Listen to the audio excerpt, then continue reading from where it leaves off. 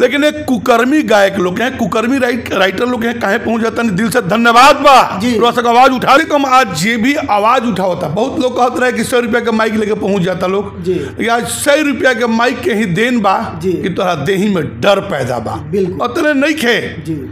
हम एगो चीज कहल चाहतनी कि 100 रुपया के माइक से डर काहे बा। बिल्कुल अगर बढ़िया बानी रवाई ना हमारा से सवाल करी का दिक्कत बा।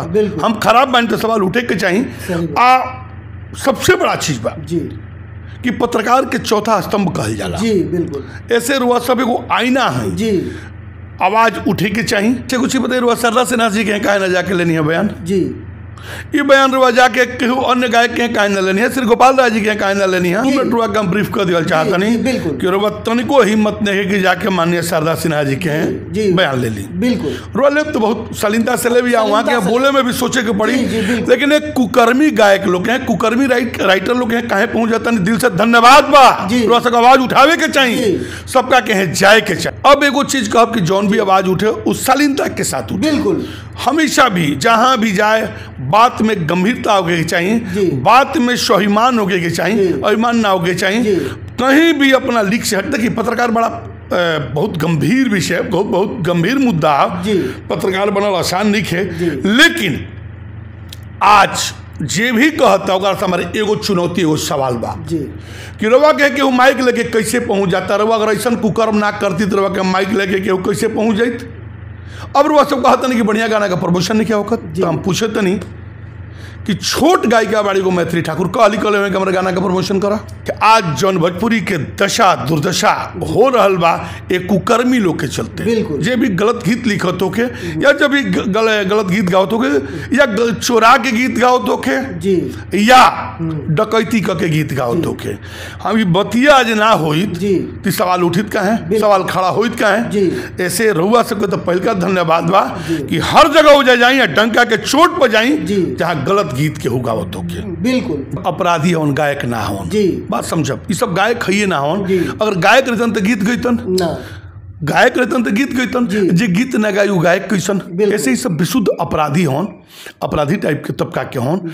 ये सब निर्लज होन जरा तन को शर्म नहीं खे, हया नहीं खे। न अपना बेटी से शर्म बा, न अपना माई से शर्म बा, न समाज से शर्म बा, न कहीं लाज बा।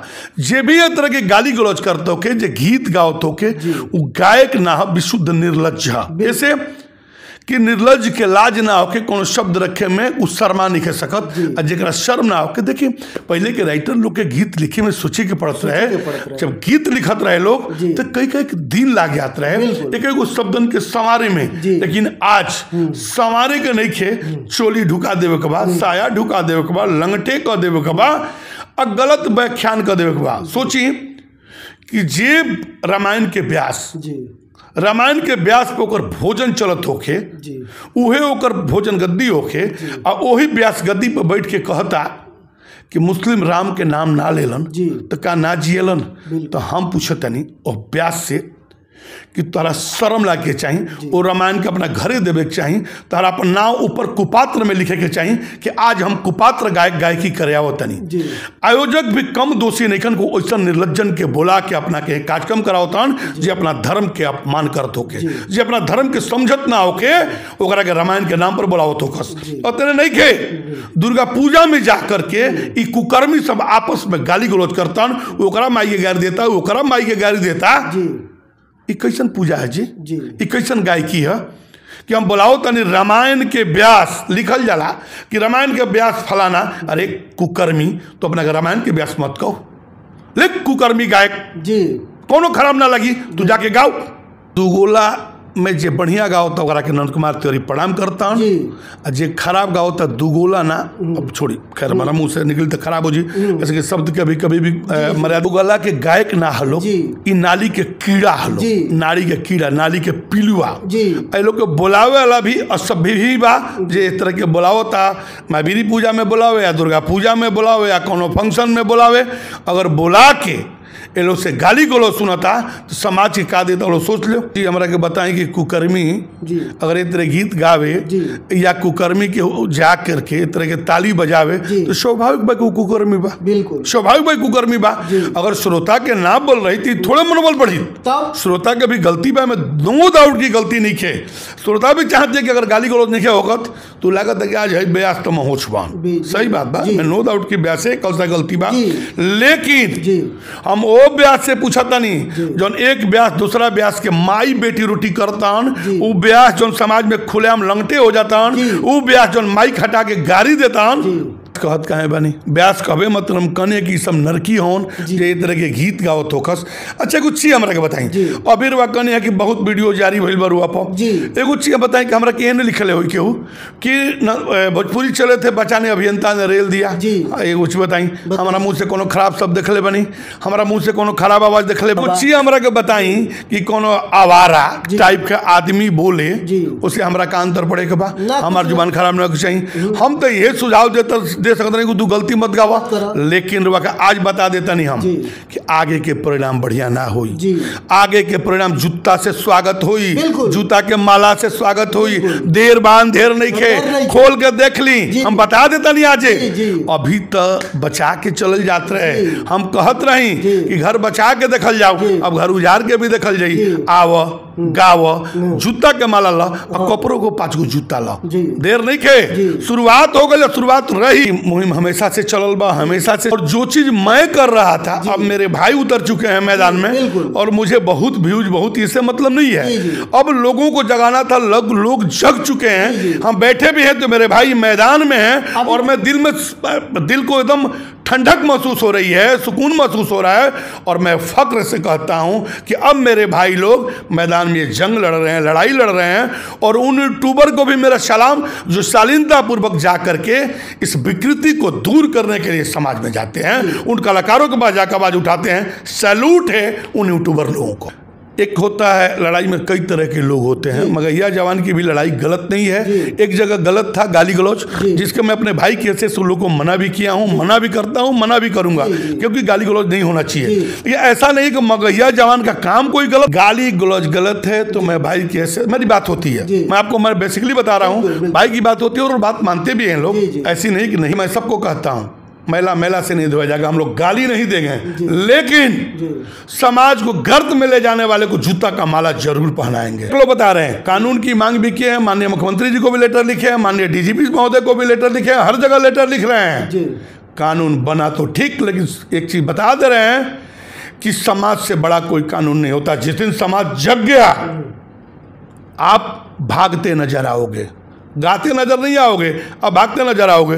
आप देख लीजिए अगर कई यूट्यूबरों ने डाला है तो शायद उसकी माँ नहीं है, उसकी बेटी नहीं है, उसकी बहन नहीं है, वो भी निर्लज्ज है। जो भी ट्रोल की हैसियत से डाला है वो ये दिखा दे कि नंद कुमार तिवारी गलत किए, अभियंता ने रेल दिया, हमको खुशी है, कोई दिक्कत नहीं है। हम गलत कर रहे हो तो मेरा आप जम के विरोध कीजिए क्योंकि आप मेरे आईना हैं, आप विरोध करेंगे तो हम सुधरेंगे, लेकिन गलत ट्रोल करके विरोध करेंगे ये मैं कतई बर्दाश्त नहीं करूंगा, चाहे वो कोई हो। मैं स्वाभिमान से जीता हूं, अभिमान से नहीं, और स्वाभिमान से मेरा जो लड़ेगा मैं उसको छोड़ूंगा नहीं। या तो तुम असल बाप के बेटे हो, असल बाप के बेटे हो तो तुम दिखा दो कि नंद कुमार तिवारी ने गलती किया, फलाना गायक ने रेल दिया, मैं सहज उठा करके मंच पर चढ़ के माफी मांग लूंगा कि हाँ हमसे भूल हुई है।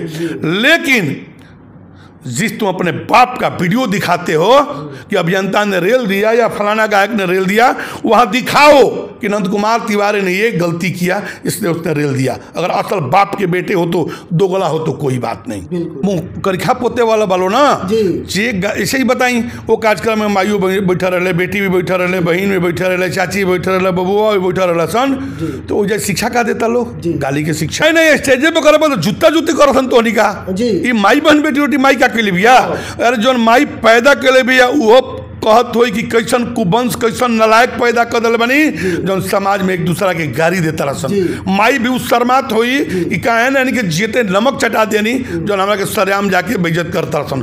सोचिए वो कार्यक्रम के वो नमूना रवा के दिखाओ तनी हम रवा के सुना दे तनी हम देखी, चलिए कैमरा में रवा के देखी।